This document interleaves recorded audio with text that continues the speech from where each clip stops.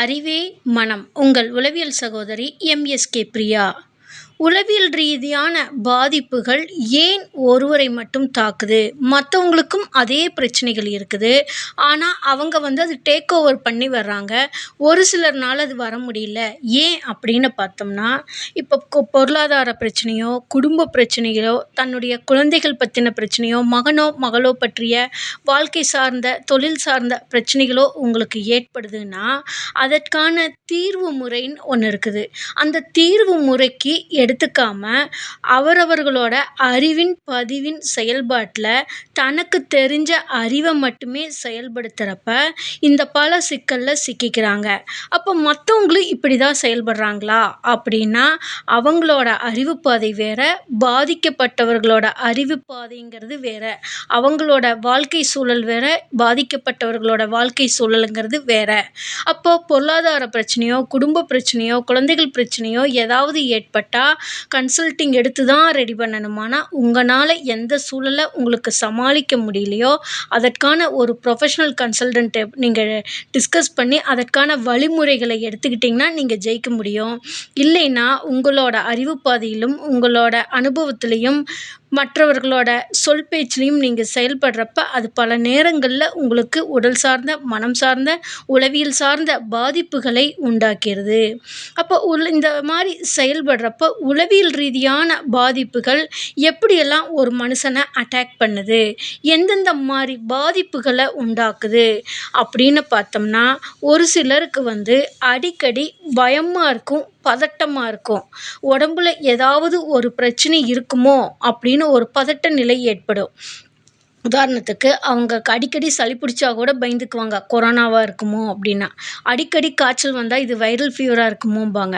ஏதாவது சாப்பிட்டு அந்த அவங்கனால நேரத்துக்கு சாப்பிட முடியாது.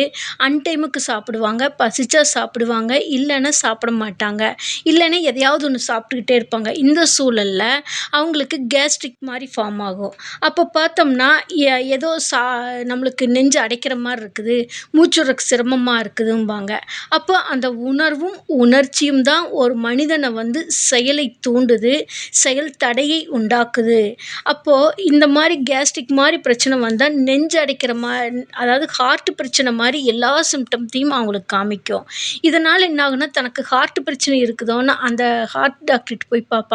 ஒண்ணுமே இருக்காது. அப்ப இந்த மாரி ஒவ்வொரு உடல் சார்ந்த பாதிப்புக்கும் ஒவ்வொரு டாக்டர அணுகி பார்ப்பாங்க.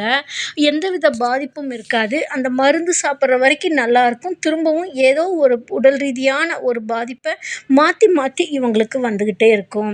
அடுத்தது பார்த்தோம்னா, இவங்களுக்கு தொடர்ந்து தூக்கம்ங்கிறது வராது. அந்த தூங்குனாலுமே தூங்குன ஃபீல் இருக்காது. ஆனா 8 மணி நேரம், 10 மணி நேரம் படுத்துட்டு இருப்பாங்க. தூங்குன ஃபீல் இருக்காது. எப்பவுமே ஒரு பதட்டமான, படபடப்பான நிலையிலே இருப்பாங்க. யாராவது கூப்பிட்டாங்களும் விருக்குன்னு எந்திரிச்சுக்குவாங்க. இல்லன்னா ஒரு சீரியஸ்னஸ் இல்லாம லேசினஸ்ஸா இருப்பாங்க. இந்த மாரி ஒரு பதட்டமான நிலையிலேயே செயல்பட்டுக்கிட்டு இருப்பாங்க.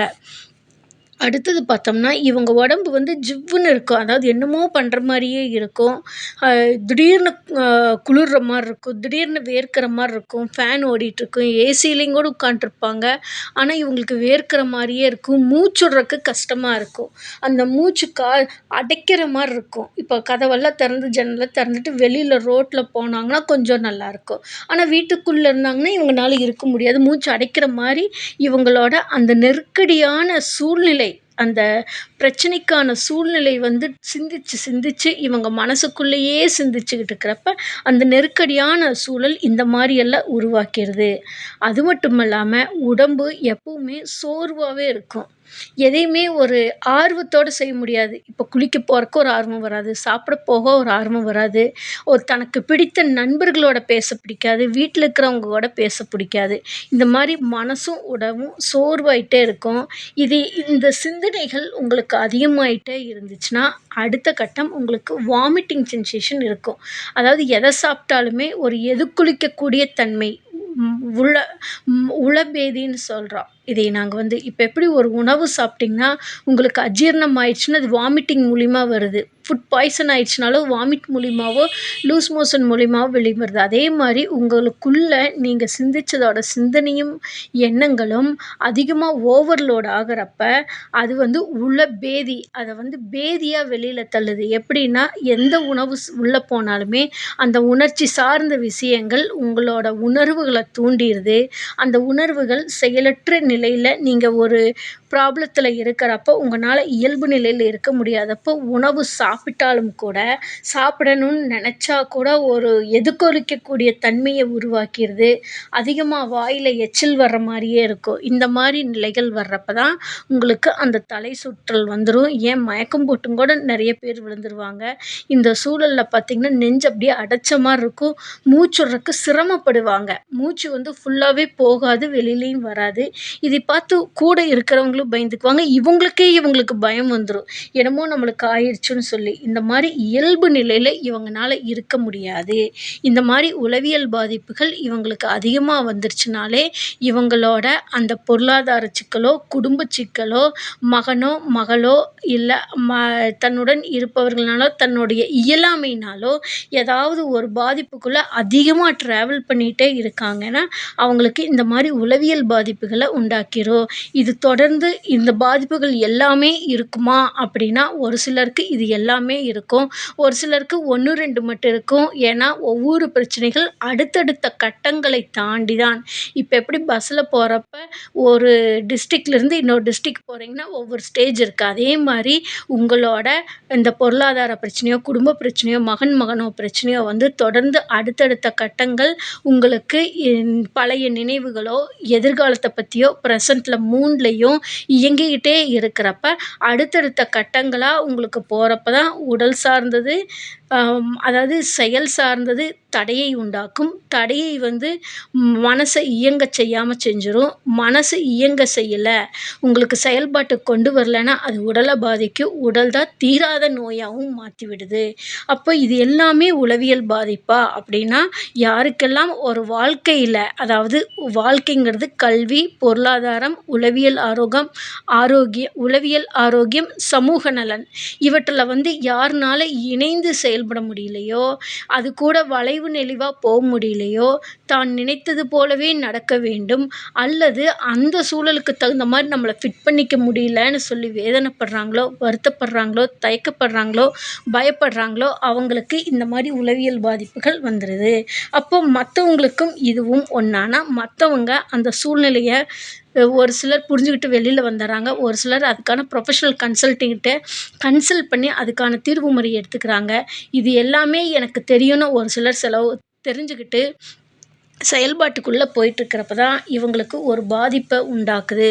அப்ப இது எல்லாத்துக்கும் பொதுவானதல்ல.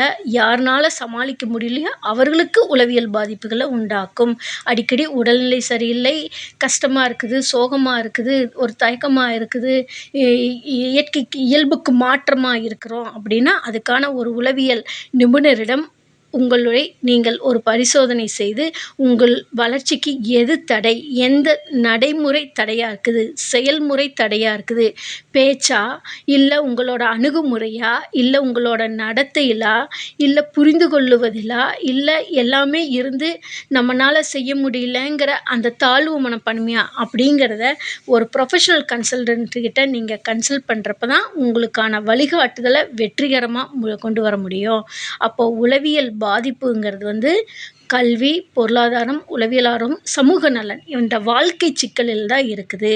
இதை புரிந்து கொண்டு உங்களுக்கு ஏற்பட்ட பாதிப்புக்கு உளவியல் ரீதியான வழிகாட்டுதல் இருக்குதுங்கிறக்காக தான் எங்களுடைய நிறுவனத்தில் எம்எஸ்கே லைஃப் கிளினிக் ஃபவுண்டேஷனில் வாழ்க்கைக்காக முதல் கிளினிக் ஆரம்பித்து ஒரு தனி மனிதனின் வளர்ச்சிக்கு தேவையான வழிகாட்டுதலான கல்வி, பொருளாதாரம், உளவியல் ஆரோக்கியம், சமூக நலன் இவற்றில் வெற்றியடைவதற்கும் மேம்படுவதற்கான உளவியல் பகுப்பாய்வு மற்றும் எம்எஸ்கே மைண்ட்செட் நாலேட்ஜ் தெரப்பியில் எம்எஸ்கே மென்டரிங் புரோகிராம் கொடுத்துக் கொண்டு வருகின்றோம்.